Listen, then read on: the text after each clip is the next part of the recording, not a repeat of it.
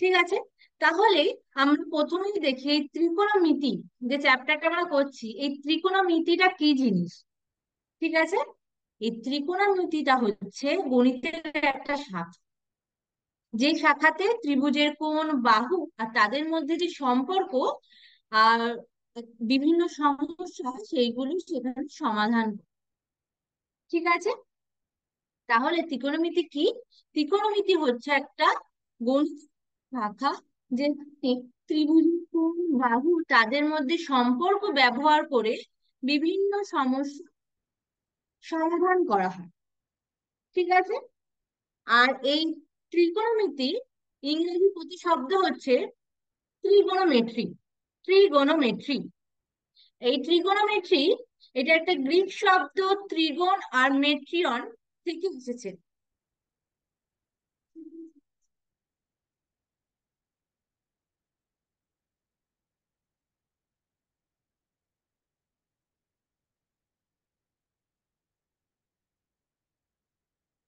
এই ত্রি মানে হচ্ছে তিন, গণ মানে হচ্ছে কোণ, আর মেট্রিটা হচ্ছে মেট্রিয়ন থেকে এসেছে, আর মেট্রি হচ্ছে পরিমাপ।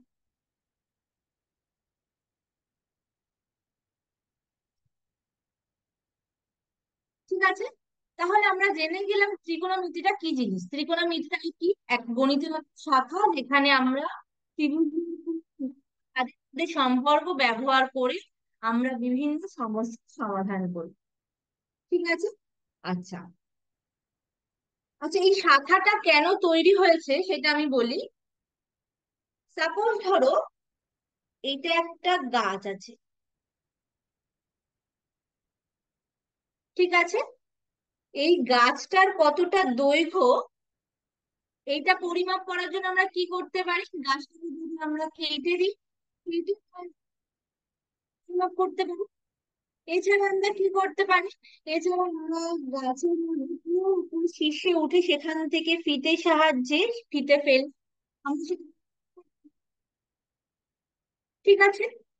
সাপোজ ধরো এই রকম করা সম্ভব হলো না, এই রকম করা সম্ভব হলো না, তখন আমরা এই ত্রিকোণমিতির আমরা এই দৈর্ঘ্য নির্ণয় করব। ঠিক আছে। সাপোজ ধরো বড় একটা পাহাড় আছে, একটা পাহাড়ে লেন্স মেজার করবো, সেই ক্ষেত্রে নিশ্চয়ই তোমরা ফিতের সাহায্যে পরিমাপ করতে পারবে না। ঠিক আছে। তাহলে সেই ক্ষেত্রে আমরা এই ত্রিকোণমিতিটা ব্যবহার করে এর দৈর্ঘ্য আমরা নির্ণয় করব। তাহলে কিভাবে করব আমি গাছটা দিয়ে তোমাদেরকে বোঝাচ্ছি। তাহলে এই একটা গাছ, এই গাছটার আমি লেন্সটা পরিমাপ করব। ঠিক আছে। সেই জন্য suppose ধরো এখানে একজন আছে, যে ব্যক্তিটা এই গাছটাকে দেখছে। ঠিক আছে। যত অ্যাঙ্গেলে দেখছে সেইটা, সাপোজ ধরো থিটা করি, থিটা যদি আমরা পরিমাপ করতে পারি, আমরা যদি জেন জানি, তাহলে সেক্ষেত্রে আমরা এই গাছের দৈর্ঘ্য বার করতে পারি। ঠিক আছে। সেইভাবে আমরা কোনো করলে যে সমস্ত জিনিসের দৈর্ঘ্য নির্ণয় আমরা করতে প্রবলেম হচ্ছে, আমরা এই ত্রিকোণমিতি বা সাহায্যে আমরা এটা করি। বুঝলেন?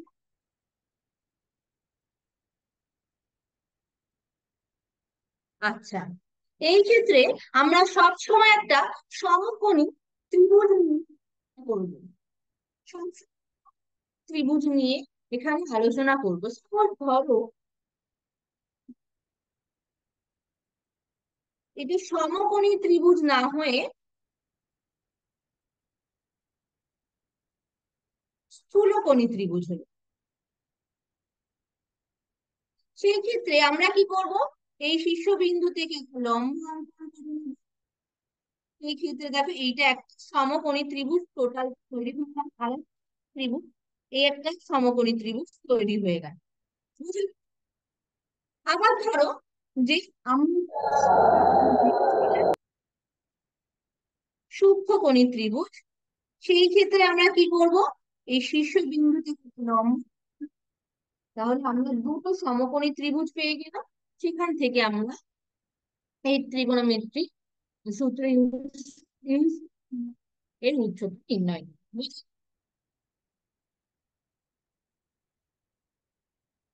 তাহলে এখানে আমরা সবসময় সমকোণী ত্রিভুজ নিয়েই বলবো, যদি সেটা সমকোণ না হয়, সমকোণী ত্রিভুজ না হয়, তখন আমরা সমকোণী ত্রিভুজ নেবো সেটাকে।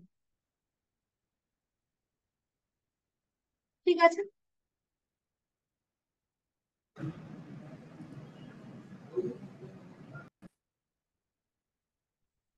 আচ্ছা, এরপর আসছে জ্যামিতিক কোণ।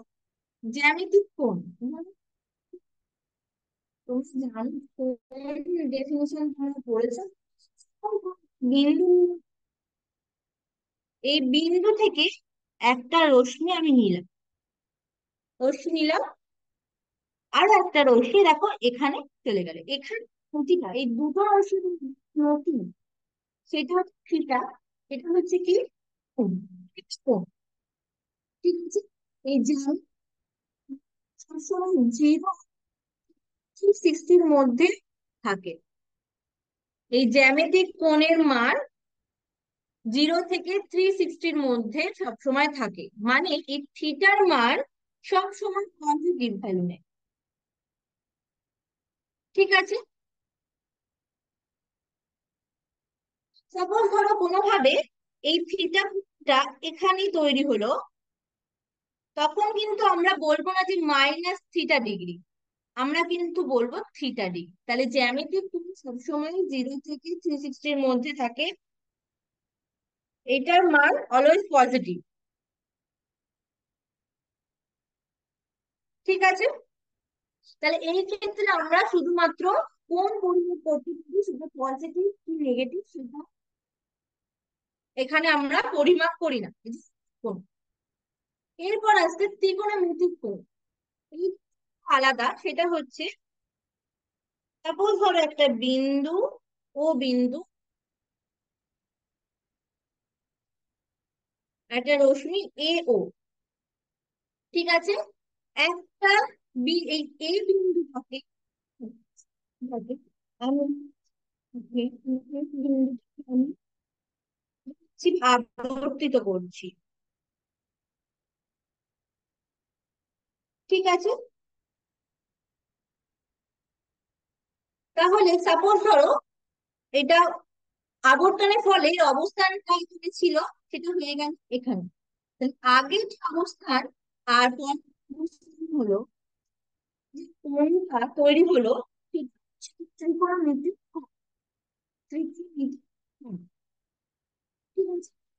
আবর্তনটা দুই, এক, আমি যদি প্রথম সেটা অ্যান্টি ক্লকওয়াইজ। ঠিক আছে। এরপর কি হতে পারে? আরেকটা ধরো সাপোজ থিটা কোণ উৎপন্ন হলো। ঠিক আছে। এই ক্ষেত্রে তাহলে কি কোণ উৎপন্ন হবে? তাহলে সাপোজ এখান থেকে যতটা দিয়ে গেছে এখান থেকেও ততটা, তাহলে এখানে কত কোণ তৈরি হবে? -3 ডিগ্রি। ঠিক আছে। তাহলে এই ক্ষেত্রে এই আবর্তনটা দুই রকম ভাবে হতে পারে, একটা হচ্ছে ক্লকওয়াইজ, একটা হচ্ছে অ্যান্টি ক্লকওয়াইজ। আগের প্রথম মানে প্রথম অবস্থান ছিল সেটার থেকে অ্যান্টি ক্লকওয়াইজ হতে পারে। তাহলে ক্লকওয়াইজ হলে সেটা ঋণাত্মক হবে, আর অ্যান্টি ক্লকওয়াইজ হলে সেটা ধনাত্মক হবে। বোঝা গেল? তাহলে আমরা জ্যামিতিক কোণ দেখলাম, এই থিটা কোণের মান মানে জ্যামিতিক কোণের মানটা 0 থেকে 360-র মধ্যে থাকে, মানে নেগেটিভ হয় না। এখানে কিন্তু আমরা দেখতে পাচ্ছি এটা নেগেটিভ পজিটিভ সব রকমের হতে পারে। ঠিক আছে।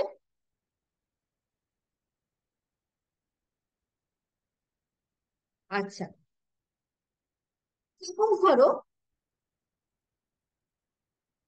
এই এ ও বা ও এ রশ্মিটা একবার আবর্তন করে আবার এতটা পথ গেল। ঠিক আছে, তাহলে এই যে কোণটা হলো 60, তারপর সাপোজ ধরো এখান থেকে এত থিটা কোণ গেল, 360 গেল, প্লাস তার সাথে কত গেল, তাহলে টোটাল এই কোণটা কত, 360 প্লাস থিটা দেব। ঠিক আছে, আবার সাপোজ ধরো এইটা অ্যান্টি ক্লকওয়াইজ গেছিল, এবার ধরো ক্লক ওয়াইজ গেল। ধরো এইটা একবার আবর্তন হয়ে,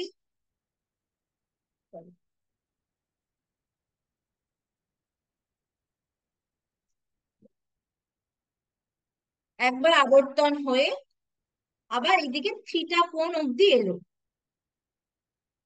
ঠিক আছে, তাহলে এই ক্ষেত্রে এই টোটাল কোণটা, এই ত্রিকোণমিতি কোণটা কত হবে, একবার আবর্তনের হলে কতটা কোণ উৎপন্ন হলো, -360, -360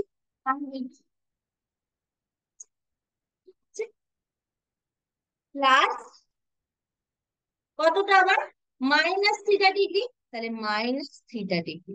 তাহলে টোটাল কত হয়ে গেল, মাইনাসটা যদি আমি কমন নিই, -360 প্লাস θ ডিগ্রি। বোঝা গেল? তাহলে ত্রিকোণমিতিক কোণ আর জ্যামিতিক কোণের মধ্যে পার্থক্যটা বোঝা গেল।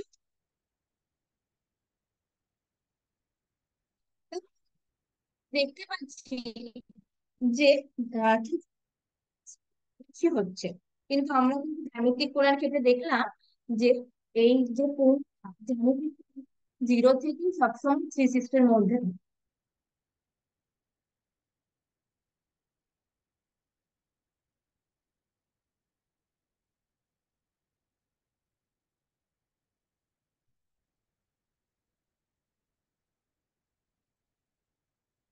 আচ্ছা, এই অব্দি কারোর কোনো প্রবলেম আছে?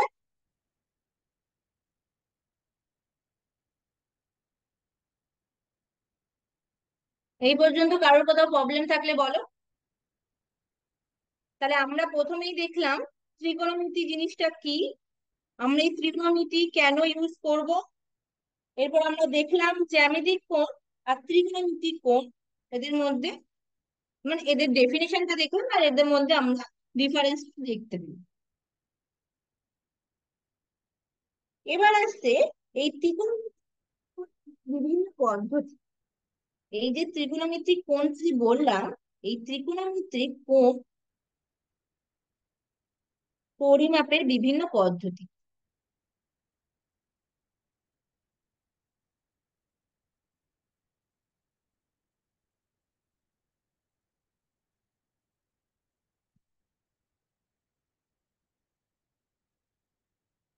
ঠিক আছে, আমরা তিনটে পদ্ধতিতে এই ত্রিকোণমিতি কোণ পরিমাপ করে থাকি। একটা হচ্ছে ষষ্ঠী পদ্ধতি,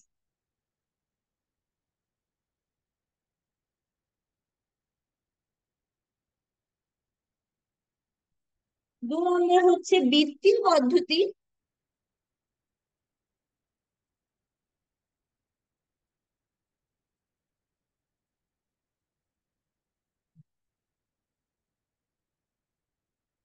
আর তৃতীয় হচ্ছে শতক পদ্ধতি।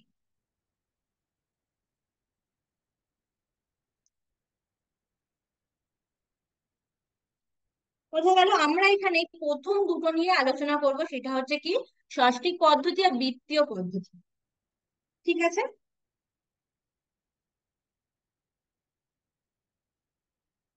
ঠিক আছে, তাহলে প্রথমে আমরা দেখি ষষ্ঠিক পদ্ধতি।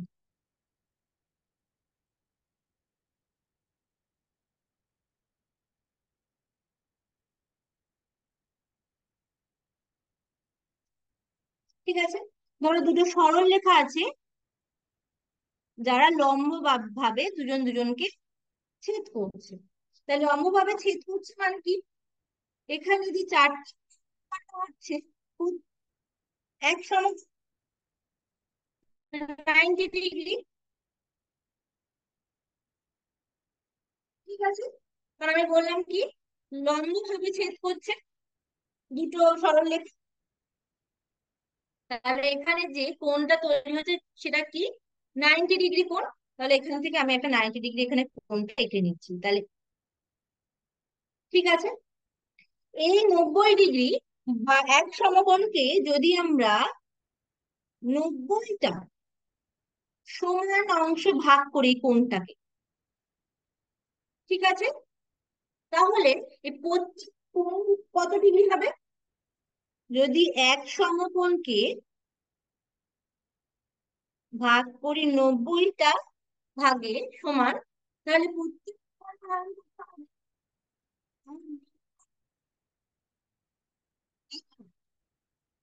ঠিক আছে, আর এই 1 ডিগ্রি, সাপোজ ধরো এটা 1 ডিগ্রি, খুব বড় করে এঁকে ফেলেছি। সাপোজ ডিগ্রি, ঠিক আছে, এই 1 ডিগ্রি আমরা সমান 60টা ভাগে যদি ভাগ করি আমরা, প্রত্যেক ভাগ করবো। এই 1 ডিগ্রি কোণটাকে যদি আমরা 60টা সমান ভাগে ভাগ করি, তাহলে যে পাবো সেটাকে আমরা বলবো কি 1 metre, 1 metre, sorry 1 minute, 1 minute, ঠিক আছে, 1 মিনিট বলবো। আর এই 1 মিনিট, এইটাকে আমরা এই ওয়ানের উপরে একটা দাগ দিয়ে বলবো। ঠিক আছে, তাহলে এখান থেকে আমরা কি বলতে পারছি, এখান থেকে আমরা কি বলতে পারছি, 1 degree equals two 60 minute. 1 degree equals two 60 minute, এগুলো তোমাদেরকে জেনে রাখতে হবে। ঠিক আছে, তোমরা সেগুলো কাজে লাগবে। ঠিক আছে, এবার ধরো এই যে 1 ডিগ্রি, সরি 1 মিনিট, এই ছোট্ট না, আমি একটু বড় করে ভাবি।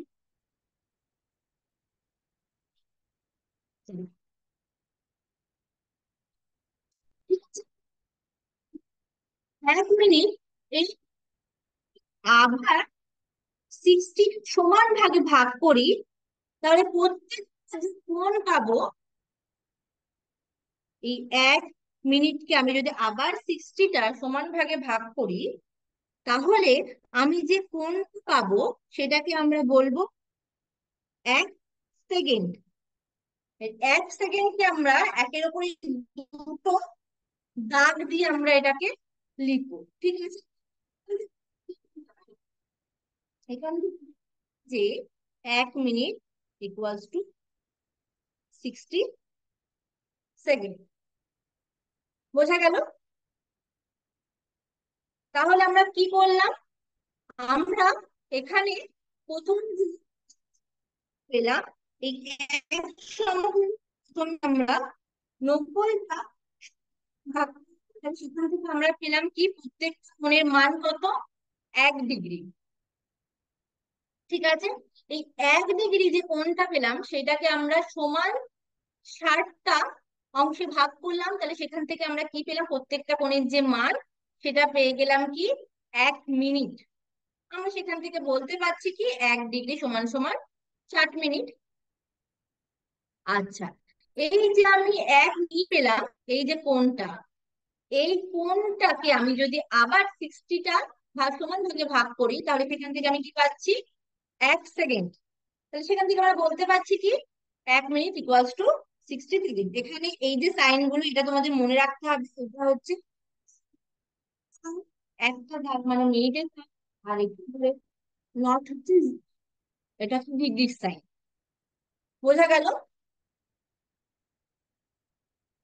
আচ্ছা, আমাদের এটা ওই ষষ্ঠী পদ্ধতিতে, বৃত্তীয় পদ্ধতি বা বৃত্তীয় পদ্ধতিতে ষষ্ঠী নিয়ে আসতে গেলে আমাদের এই কনসেপ্টটা কাজে লাগে। ঠিক আছে, তোমরা যখন অঙ্ক করছো তোমাদের আরো এটা ক্লিয়ার হবে। তোমরা কিন্তু সেগুলো জেনে নাও কিভাবে কিভাবে এসেছে। ঠিক আছে, আচ্ছা, এরপর আছে কি বৃত্তীয় পদ্ধতি।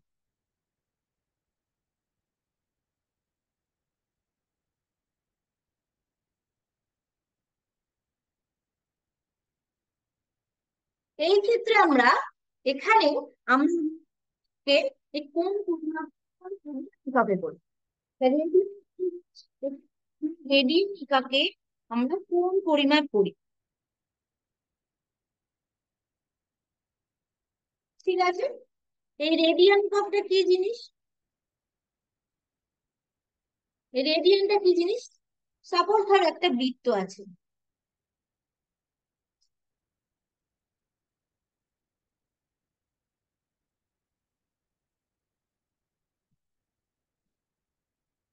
ঠিক আছে, যার ব্যাসার্ধটা r একক। ঠিক আছে, আমি একটা বৃত্তচাপ নেব ওই বৃত্তটার উপরে, যার দৈর্ঘ্য হচ্ছে কত, r একক, মানে ব্যাসার্ধটার সঙ্গে ইকুয়াল r একক। তাহলে এই যে r একক বৃত্তচাপটা এই বৃত্তের কেন্দ্রের সঙ্গে যে কোণটি উৎপন্ন করবে, যে কোণ করবে, রেডিয়ান, 1 রেডিয়ান। আর এই 1 রেডিয়ানটাকে আমরা কিভাবে লিখবো? এক কোণ একটা সি। তাহলে কি, একটা দৈর্ঘ্যের ব্যাসার্ধে একটা বৃত্তচাপ, সরি, একটা বৃত্ত নেব, আর একটা বৃত্তচাপ যার যার ব্যাসার্ধের সঙ্গে ইকুয়াল, সেই বৃত্তচাপটা কেন্দ্রের সঙ্গে যে কোণটা উৎপন্ন করবে সেটাই হচ্ছে কি, 1 রেডিয়ান।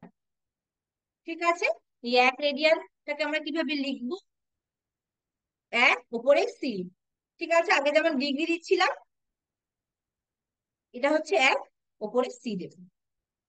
ঠিক আছে, আচ্ছা, তোমরা আরেকটা জিনিস জেনে নাও যে 1 ডিগ্রি, সরি 1 রেডিয়ান, এইটার মান হচ্ছে 57 ডিগ্রি 16 মিনিট 22 সেকেন্ড প্রায়। ঠিক আছে, এটা তোমরা মনে রাখবে যে এই 1 রেডিয়ানের ভ্যালু হচ্ছে 57 ডিগ্রি 16 মিনিট 22 সেকেন্ড। ঠিক আছে, তাহলে তোমরা এখান থেকে দেখতেই পাচ্ছ যে এই 1 রেডিয়ানটা 1 ডিগ্রির থেকে বড়। তো দেখাই যাচ্ছে, কারণ 1 রেডিয়ান সমান সমান আমরা দেখলাম 57 ডিগ্রি 16 মিনিট 22 সেকেন্ড। ঠিক আছে, বোঝা গেল? তাহলে রেডিয়ানটা কি বোঝা গেল?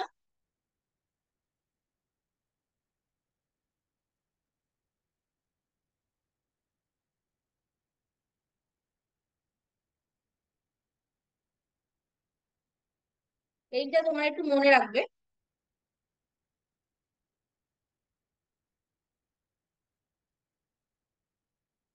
আচ্ছা, এরপরে এই পাই রেডিয়ান মানে পুরোটা, এই পাই মানে 180 ডিগ্রি, 180 ডিগ্রি, এটাও তোমরা মনে রাখবে যে পাই রেডিয়ান মানে হচ্ছে কত, 180 ডিগ্রি। তাহলে এখান থেকে তোমরা একটা জিনিস পেয়ে যাচ্ছ যে 1 রেডিয়ান, 1 রেডিয়ান সমান সমান কত, 180 degree divided by pi, 180 degree divided by pi. ঠিক আছে, আর কি পাচ্ছ, 1 degree equals to pi radian divided by 180।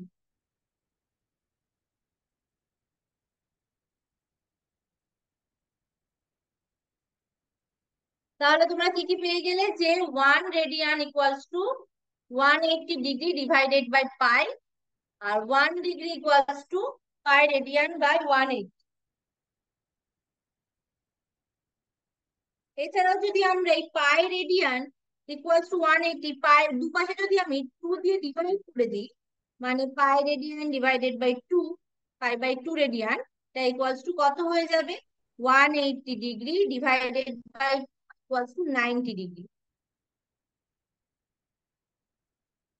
ঠিক আছে, সেম ভাবে তুমি যদি এখানে 3 দিয়ে ডিভাইড করো, তাহলে 180 ডিগ্রি ডিভাইডেড বাই 3 = 60 ডিগ্রি। ঠিক আছে, এইভাবে তোমরা এই ভ্যালু গুলো বার করতে পারো। তাহলে তোমাদের মেইনলি মনে রাখতে হবে যে রেডিয়ান্ট, রেডিয়ান্ট হচ্ছে কোনো বৃত্তচাপ, সরি কোন ব্যাসার্ধ, দৈর্ঘ্য সমান যদি তোমরা একটা বৃত্তচাপ নাও, সেই বৃত্তচাপটা, বৃত্তচাপ কেন্দ্রের সঙ্গে যে কোণটা উৎপন্ন করে সেটাই হচ্ছে 1 রেডিয়ান। ঠিক আছে, আর 1 রেডিয়ানের ভ্যালুটা কত? 1 রেডিয়ানটা যদি তোমার ডিগ্রিতে নিয়ে যাও তাহলে সেটা কত পাবে? 1 রেডিয়ান = 57 ডিগ্রি 16 মিনিট। আমি বলেছি ওপরে একটা দাগ মানে মিনিট, আর 20 সেকেন্ড। বোঝা গেল?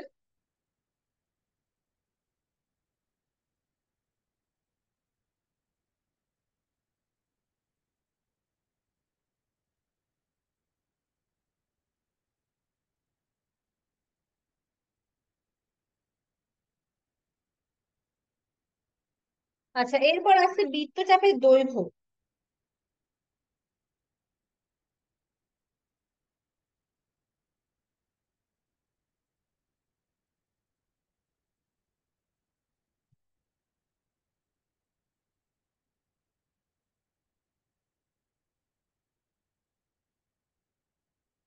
সাপোজ ধরো এটা একটা বৃত্ত আছে যার ব্যাসার্ধটা r একক। এই বৃত্তচাপটার যে দৈর্ঘ্য সেটা ধরে নাও যে S1 দৈর্ঘ্য। ঠিক আছে, তাহলে S1 এই বৃত্তচাপটা বৃত্তের কেন্দ্রের সঙ্গে যে কোণটা উৎপন্ন করছে সেটা ধরো যে রেডিয়ান। ঠিক আছে, তাহলে সেখান থেকে আমরা কি লিখতে পারি? যে এই S1 এই বৃত্তচাপের দৈর্ঘ্য, এইটা সমান সমান এই বৃত্তটার ব্যাসার্ধ আর ইন্টু এই যে রেডিয়ান, যে যে কোণ হচ্ছে সেই কোণটা। ঠিক আছে, সেম ভাবে তোমরা যদি S2 বৃত্তচাপ নাও, তাহলে যে কোণটা উৎপন্ন করছে, সাপোজ ধরো সেটা হচ্ছে θ2, তাহলে সেই ক্ষেত্রে তোমরা কি লিখতে পারবে? S2 = R × θ2 radian.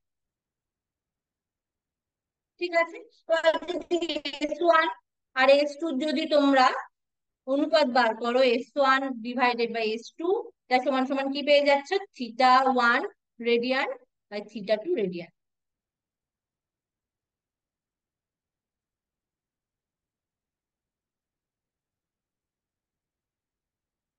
এই জিনিসগুলো তোমাদের মনে রাখতে হবে যে এই রেডিয়ানটা কি জিনিস, এক 1 মিনিট সমান সমান কত সেকেন্ড, মানে এই সাইন গুলো তোমাদের মেন মনে রাখতে হবে। 1 ডিগ্রি সমান সমান কত মিনিট হচ্ছে। ঠিক আছে, আর পাই রেডিয়ান সমান সমান কত, 1 রেডিয়ান সমান সমান কত, 180 ডিগ্রি ডিভাইডেড বাই পাই। এইগুলো তোমাদেরকে একটু মনে রাখতে হবে, কারণ তোমাদের সম্পূর্ণ করতে গিয়ে এই জিনিসগুলো তোমাদের লাগবে। ঠিক আছে, তাহলে আজকে তোমাদের এই পর্যন্ত রাখছি। পরের দিন আমরা এই চ্যাপ্টারের অঙ্কগুলো স্টার্ট করব। তোমাদের এই পর্যন্ত কারোর কোথাও প্রবলেম আছে?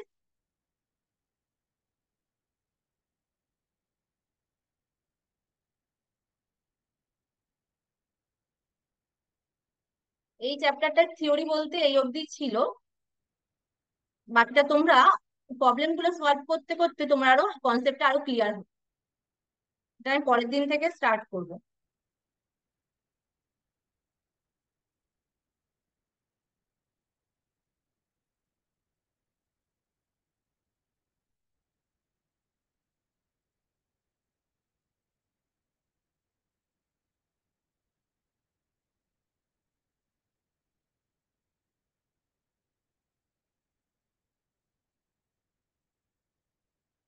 তোমাদের কি কোথাও প্রবলেম আছে? বুঝতে পেরেছো তোমরা?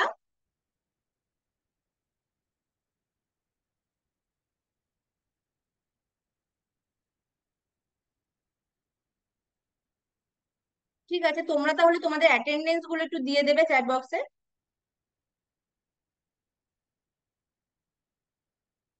যারা যারা দাওনি, আর তোমরা লিভ করে যেতে।